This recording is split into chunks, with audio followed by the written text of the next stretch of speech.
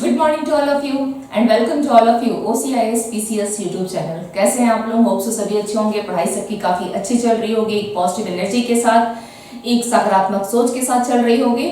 चलिए तो हम लोग आज देख लेते हैं कि देश दुनिया में क्या चल रहा है, कौन कौन से मुद्दे हैं हमारे पास। लेकिन इस टॉपिक की तरफ बढ़ने से पहले मैं आप लोग को बता दूं कि करंट अफेयर्स के आपके सेक्शन में, आपकी एग्जामिनेशन में करीब 40 क्वेश्चन इस सेक्शन से आते हैं और आपको 38 question somehow anyhow करके आना है। ओके, अगर आप इतना कर ले जाते हैं डेफिनेटली है कि आपका प्रीलिम्स नहीं रुकेगा। ओके, तो चलिए स्टार्ट करते हैं, देखते हैं कौन कौन से मुद्दे आज हमारे पास हैं। अनाथों के कल्याण के लिए हिमाचल प्रदेश विधानसभा द्वारा विधेयक पारित।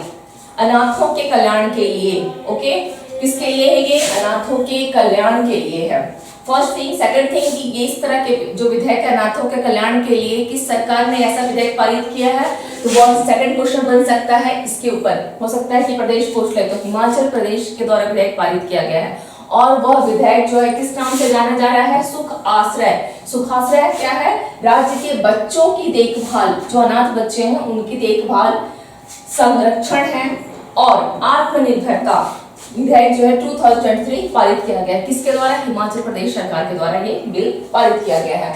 इसके अंतर्गत और क्या क्या सुविधाएं दी जा रही है वो देख लेते हैं। हिमाचल प्रदेश ऐसी योजना लागू करने वाला देश का पहला राज्य। मैंने आप लोगों से पहले ही कहा है कि जहां पर पहली फर्स्ट आ जाए वो आपके लिए क्वेश्चन जो है इंपॉर्टेंट हो जाता है। तो हिमाचल प्रदेश क्या है? ऐसी योजना जो अनाथ बच्चों के लिए ऐसी योजना लागू करने वाला देश का ये क्या हो गया? पहला राज्य हो गया। ओके, चलिए, देश का पहला राज्य है। सरकार अनाथ बच्चों को क्या कर रही है? आश्रय दे रही है, शिक्षा दे रही है, इवन उनकी पॉकेट मनी के लिए भी उनको 4000 रुपीज क्या कर रही है? वो प्रदान कर रही है, पॉकेट मनी के लिए भी। चलिए ठीक है, नेक्स्ट देख लेते हैं क्या है। सरकार 27 साल तक, यानी जब बच्चे को 27 साल तक होगा तो राज्य क्या करेगी? 6000 से अधिक अनाथ बच्चों की देखभाल कर रही है 27 साल तक के। ओके, कितने? 6000 से अधिक 27 साल तक के। इसके साथ ही साथ इतना ही नहीं, अगर बच्चे हायर एजुकेशन भी लेना चाहते हैं तो उनके लिए भी पूरी तरीके से पूर्ण वित्तीय सहायता प्रदान करेगी। इतना ही नहीं, और भी है इसके साथ साथ वो, और अगर 27 साल तक हो जाने पे अगर वो अपना घर बनाना चाहे तो उसमें भी वित्तीय सहायता देगी। इसके साथ ही उन्हें 3 बिस्वा भूमि भी प्रदान करेगी। तो एक बहुत अच्छी विधेयक जो है पारित की गई है सुख आश्रय हिमाचल प्रदेश सरकार के द्वारा। ओके, चलिए नेक्स्ट देख लेते हैं हमारे पास कौन सा मुद्दा है। नेक्स्ट है पतन पोत परिवहन एवं जलमार्ग मंत्रालय ने सागरमाला नवाचार और स्टार्टअप नीति का प्रारूप को जारी किया। Ministry of ports, shipping and waterways released the draft Sagarmala innovation and startup policy. Okay, इसमें आपको क्या देखना है कि सबसे पहले हम ये देखते हैं कि हमारे जलमार्ग जो मंत्री हैं, पतन पोत परिवहन जलमार्ग मंत्री कौन है? तो कौन है ये? कौन है? श्री सर्बानंद सोनोवाल, है ना? श्री सर्बानंद सोनोवाल। ओके, सर्बानंद सोनोवाल, ये पता है, सबकी जानकारी में है, लेकिन फिर भी ध्यान रखिएगा जब कुछ मंत्रालय कुछ करता है तो कभी कभी खास करके स्टेट में इस तरह से एग्जाम क्वेश्चंस पूछ लेता है और बीपीएससी का तो ट्रेंड ही रहा है कि वो मंत्री वगैरह पूछ लेता है। ठीक है, तो पतन पोत परिवहन एवं जलमार्ग मंत्रालय के द्वारा क्या किया गया है? इस तरह के प्रारूप को जारी किया गया है। अब इसमें हम देखना क्या है? सागरमाला नवाचार और स्टार्टअप। नवाचार यानी क्या है? इनोवेशन है सागरमाला। आप लोगों को ये पता होगा कि 2017 में सागरमाला प्रोजेक्ट लाया गया था। 2017 में सागरमाला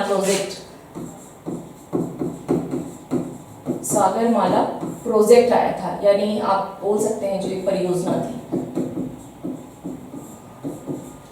कब आई थी? 2017 में। ओके, इसमें क्या किया गया था कि इंफ्रास्ट्रक्चर का डेवलप किया गया था। इंफ्रास्ट्रक्चर किस तरह के?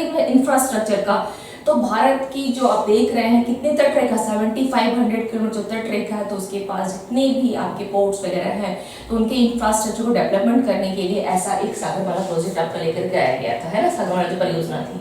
चलिए अब लेकिन अब इसको जो सागरमाला नवाचार और स्टार्टअप नीति लाया गया, इसके पीछे क्या उद्देश्य है वो देख लेते हैं।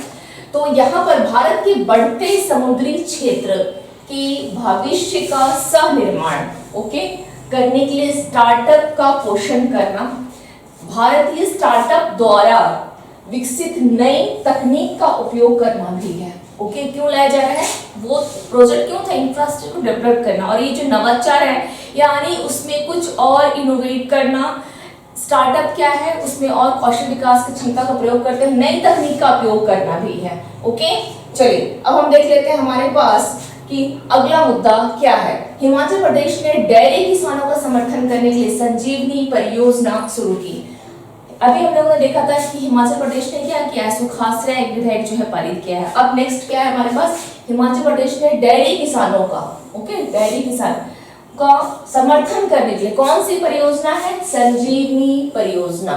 एक्चुअली ये परियोजना जो है लाई गई है, जैसे जो पशुपालक होते हैं या जो किसान सपोज वो पशुधन पे निर्भर करते हैं, उनके लिए उनकी आजीविका को और सशक्त बनाने के लिए ऐसी परियोजना लाई गई है कि उनके डोर टू डोर, कहते हैं ना कि घर के दरवाजे पर जाकर के मदद पहुंचाना। आपको आप लोगों ने सुना होगा कि इस तरह से संजीवनी एक जो ये परियोजना आप देख रहे हैं संजीवनी, इससे पहले भी हरियाणा गवर्नमेंट ने स्टार्ट किया था कोरोना के टाइम पे, है ना, डोर टू डोर की नहीं, जिस तरह से कोरोना का टाइम चल रहा था तो घर में रह करके ही आप इस तरह से मरीजों का जरूरत, क्योंकि हॉस्पिटल जो जितने भी हॉस्पिटल थे उसमें उनकी कमी थी, तो इस तरह का एक प्रोजेक्ट जो है हरियाणा गवर्नमेंट ने भी स्टार्ट किया था। लेकिन वो किसके लिए था? वो इंसानों के लिए था। और ये जो है ये पशुओं के लिए, डेयरी किसान है ना, पशुओं की देखभाल के लिए उनका उन्नत तरीके से कैसे और विकास किया जाए, उनके ऊपर कैसे और ध्यान दिया जाए, ये उनके लिए है। तो इसमें जाहिर सी बात है किसान शामिल होंगे, जो डेयरी किसान होंगे, जो पशुपालक होंगे वो शामिल होंगे। तो किसके द्वारा किया गया है? संजीवनी परियोजना। अगर डेयरी किसानों से संबंधित है तो संजीवनी परियोजना, लेकिन हरियाणा नहीं करके आपको हिमाचल प्रदेश करना है। ओके, हिमाचल प्रदेश। वैसे भी करंट में आपसे ये पूछेगा, थोड़ा अगर कंफ्यूजन के लिए पूछ भी दे तो ध्यान रखिएगा, जो हरियाणा में है वो कोरोना के टाइम पे मनुष्य के लिए किया गया था। ओके, ठीक है, ताकि वो घर में रह करके अपना ट्रीटमेंट ले। आप जानते ही सभी न्यूज से आप भी अवगत हैं कि उस समय कितनी प्रॉब्लम हो गई थी, हॉस्पिटल में बेड की कमी थी, तो बहुत सारी इन सब चीजों को देखते हुए इस तरह से हरियाणा में स्टार्ट किया गया था। खैर एनीवे, अब ये बताएं कि हिमाचल प्रदेश में एक जो चाय ऑडियो आ रही है, हिमाचल प्रदेश में कौन सा उत्पाद है जिसे जीआई टैग दिया गया है? तो वह है आपका कांगड़ा चाय। कांगड़ा चाय, ओके, ध्यान रखिएगा। चलिए नेक्स्ट मुद्दा हम देख लेते हैं, क्या है हमारे पास? भारत बायोटेक ने विश्व वैक्सीन कांग्रेस में पुरस्कार जीता। तो विश्व वैक्सीन कांग्रेस में पुरस्कार किसने जीता? तो भारत बायोटेक ने जीता, फर्स्ट थिंग, ठीक है। अब विश्व किसमें? विश्व वैक्सीन कांग्रेस में। ओके, तो खैर ये तो नहीं पूछेगा कि किसने जीता है, भारत बायोटेक ने। ओके, चलिए अब हम इसके आगे देख लेते हैं, इसके कुछ और मुद्दे जो है देख लेते हैं। वर्ल्ड वैक्सीन कांग्रेस में वैक्सीन उद्योग उत्कृष्टता, वैक्सीन उद्योग उत्कृष्टता यानी वैक्सीन इंडस्ट्री एक्सेलेंस।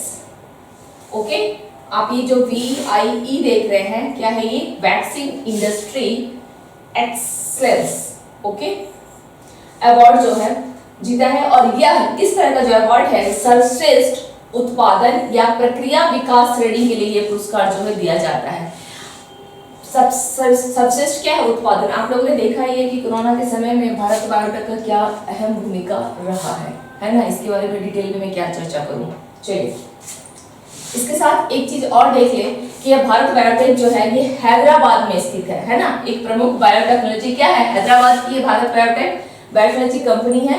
विश्व वैक्सीन कांग्रेस, ये पूछ सकता है कि इसका आयोजन कहाँ हुआ था? तो वाशिंगटन USA में ये आयोजित किया गया था, ये ध्यान रखिएगा। चलिए अगला मुद्दा देख लेते हैं, क्या हमारे पास?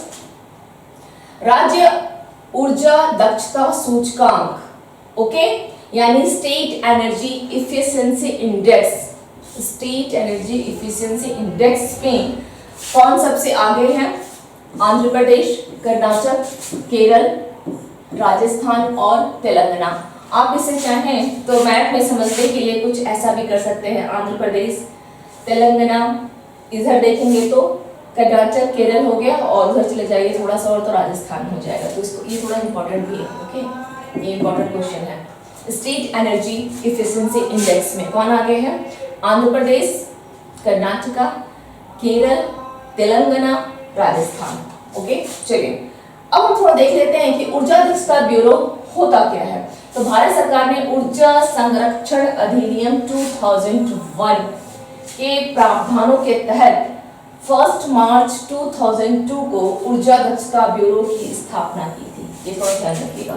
ओके, 1 मार्च 2002 को किसके साथ? ऊर्जा संरक्षण अधिनियम 2001 के तहत 2001 में अधिनियम एंड 2002 में इसको स्टैब्लिश कर दिया गया था। ओके, चलिए नेक्स्ट मुद्दा देखते हैं। केंद्रीय कानून मंत्री कौन है? किरण रिजिजू। ध्यान रखिएगा कानून मंत्री कौन है। ने डोगरी भाषा में, कौन सी भाषा में? डोगरी भाषा में भारतीय संविधान का पहला संस्करण यानी फर्स्ट एडिशन जो है उन्होंने लॉन्च किया है। किस भाषा में? तो डोगरी भाषा में फर्स्ट वर्जन। ओके, चलिए अब यहाँ पर यह डोगरी भाषा, तो हमारे संविधान में टोटल कितनी भाषाओं को 8वीं अनुसूची में शामिल किया गया है? तो टोटल 22 भाषा है। अब यहाँ पर भी अगर आप देखेंगे तो 21st जब अमेंडमेंट हुआ था, 21st अमेंडमेंट, ओके, ये कब हुई थी? 1967 में, जिसमें सिंधी भाषा को जोड़ा गया था। जब डोगरी अगर यहाँ है तो डोगरी तक पहुँचते हैं कि डोगरी फिर कब जोड़ा गया है, इस तरह के क्वेश्चन आपसे पॉलिटी में पूछ लेगा। ओके, करंट सेक्शन में केवल इतना ही पूछेगा कि डोगरी भाषा भारतीय संविधान का जो पहला संस्करण जारी किया गया निम्नलिखित में से किस भाषा में जारी किया गया है। लेकिन अगर आपसे पॉलिटी में जाता है तो इससे बेस्ड करके, इससे कोरिलेट करके पूछ सकता है, क्योंकि जो अमेंडमेंट आई है वहीं से पूछेगा फिर। ओके, 21st अमेंडमेंट में क्या था? सिंधी को जोड़ा गया था, सिंधी। ओके, उसके बाद 71st अमेंडमेंट किया गया, कब? 1992 में। उसमें किसको जोड़ा गया? मणिपुरी, कोंकणी और नेपाली को। ओके, मणिपुरी, कोंकणी, नेपाली। ओके, उसके बाद 92nd अमेंडमेंट किया गया 2003 में, जिसमें किसको जोड़ा गया? बोडो, डोगरी, मैथिली, संथाली। किसको जोड़ा गया था? बोडो, डोगरी को जोड़ा गया। यानी इसे कब जोड़ा गया? 2003 में। 2003 में अमेंडमेंट कौन सा था? 92nd अमेंडमेंट 2003 में इसे जोड़ा गया। बोडो, डोगरी, मैथिली, संथाली। ओके, संथाली, बोडो, डोगरी, मैथिली, संथाली, इसे तब जोड़ा गया। इसमें कहीं कोई आप लोग को डाउट है इस तरह का? यहाँ पर कहीं कोई डाउट? यहाँ कोई डाउट? ठीक है, चलिए ये पढ़ने में आ रहा है नहीं आ रहा, कमेंट में जरूर बताइएगा। ठीक है, क्योंकि मैंने हालांकि कई बार बोल भी दिया है बोडो, डोगरी, मैथिली, संथाली। तो डोगरी को इस क्वेश्चन चांसेस है बनने की, पॉलिटी में आ सकता है। कौन सा अमेंडमेंट है, ध्यान रखिएगा। चलिए अब हम नेक्स्ट मुद्दा देख लेते हैं, कौन सा है। डोगरी भाषा जो है मुख्य रूप से कहाँ बोली जाती है? जम्मू और कश्मीर के जम्मू क्षेत्र में। ओके, जम्मू क्षेत्र है, इसको भी ध्यान रखिएगा। और डोगरों की जातीय भाषा है, किसकी है? डोगराओं की जातीय भाषा है। इसे 2003 में भारतीय संविधान की 8वीं अनुसूची में शामिल किया गया था। इसके साथ ही अमेंडमेंट को जरूर ध्यान रखें कि 92nd अमेंडमेंट था ये। ओके, चलिए अगला मुद्दा देखते हैं क्या है हमारे पास। क्वेश्चन आते हैं अब हम क्वेश्चन पे। ओके, मुद्दे खत्म हो गए, अब हम क्वेश्चन स्टार्ट करते हैं। वर्तमान में देश के कितने % पशुधन का बीमा किया जाता है? वर्तमान में पशुधन को लेकर के मैंने प्रीवियस क्लास में आप लोगों को बताया भी था कि पशुधन जो बीमा योजना है इसे कब प्रारंभ किया गया था? पशुधन बीमा इसे 2005-6 में। देखिए मैं अगर लिख रही हूँ तो आप लोग भी लिखने की प्रैक्टिस जरूर करें। कुछ नहीं करना है, एक रफ पेज लेकर के जैसे मैंने पशुधन बीमा योजना की, आप लोग फटाफट उसको भी लिखते चलिए। इससे क्या होगा, जितनी रिटन प्रैक्टिस करेंगे याद उतनी अच्छे से रह जाएगा, लॉन्ग टाइम तक याद रहता है फिर। ठीक है, प्रिपरेशन के दौर से हट जाएंगे, सिलेक्शन ले लेंगे, उसके बाद भी याद रहेगा। ये लिखने के यही फायदे होते हैं। तो पशुधन बीमा 2005-6 में स्टार्ट किया गया था, लेकिन एक चीज ध्यान रखिएगा कि ये गोवा में नहीं चल रहा है। ओके, सभी राज्यों में लागू है लेकिन गोवा में नहीं है, ध्यान रखिएगा। गोवा में नहीं है ये योजना। चलिए, इसमें क्या होता है कि 50% जो होता है जो पशु मालिक है उनका योगदान होता है और 50% केंद्र सरकार का होता है। 50-50 का रेशियो है इसमें, 50-50 का, 50 केंद्र सेंट्रल गवर्नमेंट करती है 50 और 50% जो है पशु पालक जो है उनका योगदान होता है इस बीमा पॉलिसी में। ठीक है, अभी ऐसा किया जा रहा है कि कुछ और सब्सिडी जो दी जा रही है, जैसे हो गए आपके SC ST OBC, इन लोगों को क्या किया जा रहा है कि इसमें सब्सिडी की जो मात्रा है और इनके लिए बढ़ाई जाएगी। ठीक है, चलिए अब जिस तरह से जैसा ये पशुधन हो गया, उस तरह से एक फसल बीमा योजना भी मैंने आप लोगों को प्रीवियस क्लास में पढ़ाया था। बोलती हूँ ना कि कोरिलेट करना है तो कैसे कोरिलेट करना है, तो पशुधन ये हो गया, हमें इसके साथ फसल बीमा योजना भी देख लेना है कि फिर वो कब आया था। 19 जनवरी 2016 में, 19 जनवरी 2016। चलिए नेक्स्ट क्वेश्चन देख लेते हैं। अच्छा, इसका मैंने आप लोगों को आंसर नहीं बताया, जस्ट अ मिनट। इसमें आपका 1% है, ओके, 1% आंसर है। चलिए नेक्स्ट क्वेश्चन, सुर्खियों में रहा प्रोजेक्ट आकाश तीर सॉरी, प्रोजेक्ट आकाश तीर के संबंध में निम्नलिखित में से कौन सा कथन सत्य है? ओके, इसके तहत रक्षा मंत्रालय ने हिंदुस्तान एरोनॉटिक्स लिमिटेड के साथ एक समझौता किया है। फर्स्ट हमारे पास ऑप्शन, सेकंड देखते हैं क्या है। इसमें भारतीय सेना के लिए रक्षा और बचाव क्षमता को बढ़ाने के लिए स्वचालित वायु रक्षा नियंत्रण और रिपोर्टिंग प्रणाली विकसित की जाएगी। ओके, अब दोनों स्टेटमेंट में कौन सा सही है? तो सबसे पहले आप ये ध्यान दीजिए यहाँ पर कि आकाश तीर होता क्या है। ओके, आकाश तीर क्या है? इसे क्या किया गया है? आकाश तीर जो है सबसे पहले ये आप यहाँ पर देखें कि ऑटोमेटिक एयर डिफेंस, हिंदी में समझने में अगर प्रॉब्लम हो किसी स्टूडेंट को तो स्वचालित वायु रक्षा है ना, यानी automatic air defence control and reporting system, automatic air defence control and reporting system. इसमें क्या होता है, सेंसर्स लगे होते हैं, रडार जो है वो लगे होते हैं। इससे आपके जो दुश्मन के सपोज हेलीकॉप्टर हैं, उनके अगर कोई ऐसी हेलीकॉप्टर के अलावा, ये तो हो गया कि चलो उनकी कोई भी इस तरह से अगर वो लोग जिस तरह से सेंसर इसमें लगे हुए हैं, रडार लगा हुआ है, रिपोर्टिंग प्रणाली के जो सेंसर और रडार लगे हुए हैं, तो वहां पर क्या करेगा ये कि अगर उनका कोई भी ड्रोन हो, ठीक है, मैं यहाँ लिख देती हूँ, ड्रोन हो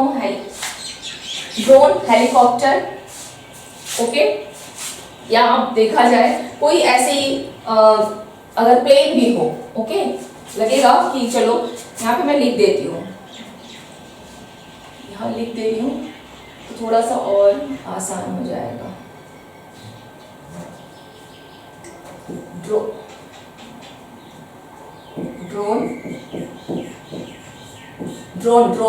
ओके, ड्रोन है, विमान है, जेट है, हेलीकॉप्टर,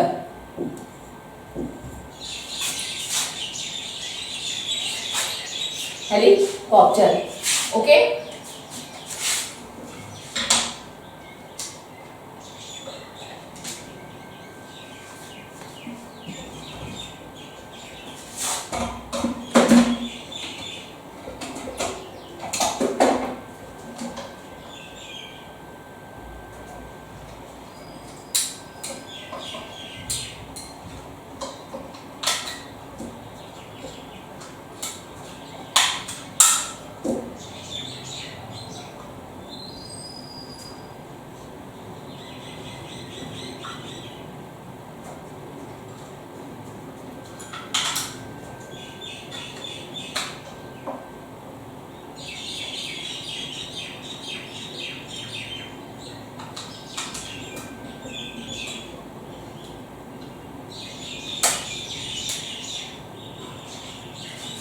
सॉरी, एक्चुअली थोड़ी वो वॉइस नहीं जा रही होगी, स्विच ऑफ हो गया था बैटरी चेंज करने की। ओके, चलिए तो क्लास को कंटिन्यू करते हैं। ऑडियो आ रही है? चलिए, ठीक है। हाँ, तो यहाँ पर ड्रोन, विमान, जेट, हम लोग कहाँ थे कि स्वचालित वायु रक्षा। हाँ, तो क्या हिंदू आकाश, एक्चुअली प्रोजेक्ट आकाश तीर है क्या, तो ये दुश्मनों के ड्रोन है, विमान है, जेट है, इन सबको क्या करता है, इन सब की निगरानी ये करता है। इसमें क्या होता है, रडार और सेंसर्स लगे हुए होते हैं। अब इसका हमारा ऑप्शन क्या था, इसके तहत रक्षा मंत्रालय हिंदुस्तान एरोनॉटिक्स नहीं, ये क्या है, बेल के द्वारा किया जा रहा है, Bharat electronics limited. Okay, Hindustan नहीं है, बेल है यहाँ पर। ओके, ये नहीं होगा यहाँ पर, बेल के साथ ये समझौता किया गया है। ओके, ये ध्यान रखिएगा। बस इतना ही इसमें, तो इसका आंसर क्या हो जाएगा, इसमें आंसर सी, केवल 2 सही है। नेक्स्ट क्वेश्चन देखते हैं, निम्नलिखित में से किस शहर में भारत का पहला अर्बन, फिर से आ गया क्या, भारत का पहला अर्बन पब्लिक ट्रांसपोर्ट रोपवे बन रहा है। तो कहां बनाया जा रहा है, वाराणसी, अहमदाबाद, इंदौर, चंडीगढ़। इसका राइट आंसर क्या हो जाएगा, वाराणसी में बनाया जा रहा है और करीब 644 करोड़ का ये प्रोजेक्ट चल रहा है।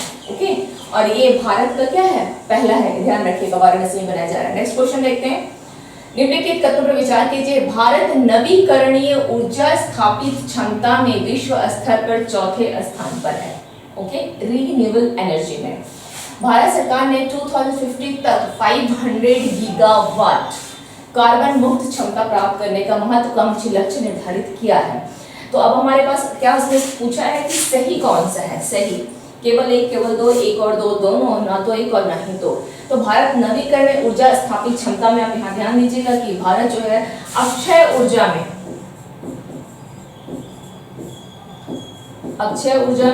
4th है, सौर ऊर्जा 4th, पवन ऊर्जा 4th। हैंडराइटिंग से अगर प्रॉब्लम हो तो बताइएगा कमेंट सेक्शन में कमेंट करके, मैं थोड़ा सा ऐसा लिख दूंगी कि आप लोगों को भी शायद पता नहीं भी समझ में आ रहा है नहीं आ रहा है, तो कमेंट सेक्शन में जरूर कमेंट करें। ओके, अगर नहीं समझ में आ रहा होगा तो थोड़ी इंप्रूवमेंट मैं खुद करने की कोशिश करूंगी। I also need some improvements. Okay, तो अक्षय ऊर्जा, सौर ऊर्जा, पवन ऊर्जा, ये किस समय क्या है, 4th है। तो हमारा फर्स्ट स्टेटमेंट क्या था, नवीकरणीय ऊर्जा यानी रीन्यूएबल एनर्जी में कितने हैं, 4th पोजीशन पे है। ये स्टेटमेंट जो देख रहे हैं ये अपने आप में इंपॉर्टेंट है, ध्यान रखिएगा। ओके, चलिए नेक्स्ट क्या था, भारत सरकार ने 2050 नहीं होगा, ये 2000 कितना हो जाएगा इस जगह, 2030 तक कितना टारगेट किया है, 500 गीगावाट का। चलिए, यानी इसमें आंसर क्या हो जाएगा, फर्स्ट सही है, केवल फर्स्ट। नेक्स्ट क्वेश्चन देखते हैं, किस राज्य सरकार ने डेयरी किसानों को समर्थन देने के लिए संजीवनी परियोजना शुरू की, उत्तर प्रदेश सरकार, राजस्थान सरकार, पंजाब सरकार, हिमाचल प्रदेश सरकार। बहुत आसान है, क्या होगा, हिमाचल प्रदेश सरकार। नेक्स्ट क्वेश्चन देखते हैं, अंतरराष्ट्रीय शून्य अपशिष्ट दिवस 2023 कब मनाया गया, 28 मार्च, 20 मार्च, 14 मार्च, 29 मार्च। ओके, इसका राइट आंसर क्या हो जाएगा, 29 मार्च। चलिए नेक्स्ट क्वेश्चन देखते हैं, निम्नलिखित में से कौन सा भारत की नई विदेश व्यापार नीति 2023 के बारे में सही है। भारत सरकार ने क्या किया है, 2030 तक वस्तुओं और सेवाओं के निर्यात में 2 ट्रिलियन प्राप्त करने का लक्ष्य रखा है। डॉलर कितना है, 2 ट्रिलियन। ओके, पिछली नीति के अनुसार क्या है, 900 बिलियन के लक्ष्य से अधिक है ये। फर्स्ट ऑप्शन, नई नीति का उद्देश्य प्रोत्साहन से कर छूट आधारित व्यवस्था में स्थानांतरित करना है। ओके, थर्ड ऑप्शन क्या है, नई नीति ने व्यापार को बढ़ावा देने के लिए सभी आयात शुल्कों को समाप्त कर दिया है। तो आपके यहाँ पे फर्स्ट स्टेटमेंट सही है, पूछा है ना, सही क्या है, कौन सी है, विदेश व्यापार नीति। इस तरह के क्वेश्चंस बिल्कुल करके जाइएगा। ओके, क्वेश्चंस का लेवल थोड़ा चेंज हो गया, फैक्चर भी पूछेगा और इस तरह से कॉन्सेप्चुअल भी पूछेगा। अब इसमें स्टेटमेंट 2 भी सही है, लेकिन नई नीति ने व्यापार को बढ़ावा देने के लिए सभी आयात पे नहीं, कुछ आयातों को क्या किया है, कुछ आयात शुल्कों को समाप्त कर दिया, सभी पे नहीं किया है, सभी आयात शुल्कों को समाप्त नहीं किया है, केवल कुछ को किया है। इसलिए इसका आंसर क्या हो जाएगा, केवल 1 और 2 सही है। नेक्स्ट क्वेश्चन देखते हैं, मुद्रा योजना का उद्देश्य गैर कॉर्पोरेट, गैर कृषि, छोटे और सूक्ष्म उद्यमों को कब तक संपार्श्विक मुक्त माइक्रो क्रेडिट प्रदान करना है। मुद्रा योजना, अब आप लोग ये बताएं कि मुद्रा योजना जो है, प्रधानमंत्री मुद्रा योजना, इसको कब आरंभ किया गया था, 8 अप्रैल 2015। कितने साल हो गए, करीब करीब 8 साल हो गए हैं, है ना, प्रधानमंत्री मुद्रा योजना लाए हुए। इसमें क्या किया गया है, कितने तक का आप जो है माइक्रो क्रेडिट प्रदान करना है, 20 lakh, 10 lakh, 30 lakh, 40 lakh. Answer B is the right answer. Next question देखते हैं। एफ इंडेक्स 23 नामक सैन्याभ्यास किन दो पक्षों के बीच में आयोजित किया गया? भारत तथा फ्रांस के मध्य, भारत तथा अफ्रीका के मध्य, भारत तथा श्रीलंका के, भारत तथा बांग्लादेश के मध्य। तो अफ्रीका, एफ इंडेक्स है, एफ इंडेक्स है ना, इंडेक्स तो किसके बीच में है? भारत और अफ्रीका के बीच में। स्लाइडेक्स किसका है? Bharat Sri Lanka. Okay, Veer guardian Bharat Japan, cobra warrior Bharat UK. इस तरह से जब भी मैंने कहा आए तो लगातार उसको करते हुए चलिए। ओके, ठीक है। नेक्स्ट क्वेश्चन देख लेते हैं। ऑपरेशन इंटरफ्लेक्स सुर्खियों में था, ठीक है। ये निम्नलिखित में से किस क्षेत्र से संबंधित है? इंटरफ्लेक्स ऑपरेशन दक्षिण अफ्रीका में मार्बर्ग वायरस रोग को समाप्त करने के लिए चलाया गया एक अभियान, अंटार्कटिका में ग्लोबल वार्मिंग के प्रभाव को कम करने के लिए की गई एक पहल, यूक्रेन के सैनिकों को प्रशिक्षित करने के लिए ब्रिटेन की अगुवाई में किया गया प्रयास, और इनमें से कोई नहीं। तो सी इज द राइट आंसर। क्या है? इंटरफ्लेक्स किसके? यूक्रेन के सैनिकों को ट्रेन करने के लिए ब्रिटेन की अगुवाई में, उसके नेतृत्व में ये ऑपरेशन चलाया गया था। ओके, नेक्स्ट क्वेश्चन देखते हैं। प्रसिद्ध भारतीय अमेरिकी सांख्यिकीविद का नाम बताइए जिन्हें सांख्यिकी में प्रतिष्ठित 2003 अंतर्राष्ट्रीय पुरस्कार से सम्मानित किया गया। Prashanta Chandra Mahalanobis, S R. Srinivasa Varadhan, Kalyampudi Radhakrishna Rao, K R. Parthasarathy. Previous class में हमने बताया इसका आंसर क्या हो जाएगा? सी.आर. राव, यही है ना, CR. Rao. Okay, Kalyanpuri Radhakrishna Rao, full form भी याद रखिएगा। भारत के चुनाव आयोग ने निम्नलिखित में से किस दल का राष्ट्रीय दल का दर्जा वापस ले लिया है? किस दल से राष्ट्रीय दल का वापस ले लिया है? अखिल भारतीय तृणमूल कांग्रेस, भारतीय कम्युनिस्ट पार्टी, राष्ट्रवादी कांग्रेस पार्टी। कौन उत्तर का चयन करें? केवल एक को वापस लिया है, एक और दो, दोनों, दो और तीन, एक, दो, तीन, तीनों। कौन सा होगा? C is the right answer, D is the right answer, 1, 2 and 3। Okay, चुनाव आयोग संविधान के किस भाग में है? संविधान के किस भाग में है चुनाव आयोग? भाग 15 एंड आर्टिकल 324 से लेकर 329। ओके, नेक्स्ट क्वेश्चन देख लेते हैं। किस संस्था ने वर्ल्ड वैक्सीन कांग्रेस 2023 में वैक्सीन उत्कृष्ट का पुरस्कारों के हिस्से के रूप में सर्वश्रेष्ठ उत्पादन पुरस्कार जीता है? किसने जीता है? वैक्सीन एक्सीलेंस अवार्ड्स किसने जीता है? Serum institute of India, Bharat biotech, Pfizer biotech, Bharat biotech जो कि हैदराबाद की एक बायोटेक्नोलॉजी कंपनी है। ओके, चलिए नेक्स्ट क्वेश्चन देख लेते हैं। मसौदा सागरमाला नवाचार और स्टार्टअप नीति के संबंध में कौन सा कथन सही है? सागरमाला नवाचार और स्टार्टअप नीति तो ये क्या करता है? पारदर्शी प्रक्रिया सुनिश्चित करने के लिए स्टार्टअप के एक डिजिटल पोर्टल आधारित चयन का प्रस्ताव करती है। समुद्री नवाचार केंद्र के विकास के माध्यम से स्टार्टअप्स को बढ़ावा देने का प्रस्ताव है। तो कौन सा सही है? एक और दो दोनों सही है। ओके, और ये हो गया हमारा लास्ट क्वेश्चन, फिनिश हो गया। अब आज की क्लास में तो कोई डाउट्स हो, कहीं कुछ पूछना हो तो कमेंट सेक्शन में आप लोग जरूर कमेंट करें। ये मेरी अपनी यूट्यूब चैनल है, ठीक है। कमेंट करेंगे, कुछ बताएंगे, ऐसा लगेगा कि कुछ और चेंजिंग करनी चाहिए तभी मैं कर पाऊंगी, विदाउट कमेंट तो मैं जान नहीं पाऊंगी। और ये क्लास लाइव भी स्टार्ट होने वाली है। और हाँ, इस क्लास में थोड़ी सी कुछ स्टूडेंट्स के कमेंट्स आए भी हैं कि लाइट की प्रॉब्लम और साउंड की प्रॉब्लम आ रही है। तो ये प्रॉब्लम आपकी संडे आते आते तक सही हो जाएगी। मतलब 2 से 3 दिनों की ये इश्यूज है, कुछ टेक्निकली चल रहा है, तो टेक्निकली के लिए किसी टेक्निकल को ही बुलाना पड़ेगा, है ना। तो ये प्रॉब्लम आपकी 2-3 दिनों में सही हो जाएगी और लाइव क्लासेस भी मोस्ट प्रोबेबली आपकी मंडे से स्टार्ट हो जाएगी। तो अभी तक किसी कुछ डाउट हो क्लास को लेकर के तो कमेंट सेक्शन में कमेंट जरूर करें। चैनल को लाइक करें, सब्सक्राइब करें एंड शेयर करें। Thank you to all of you and have a nice day.